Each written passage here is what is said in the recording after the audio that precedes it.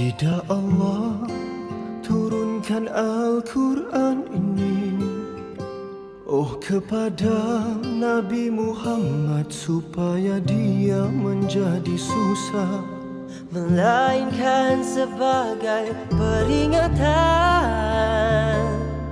bagi orang yang takut kepada Allah.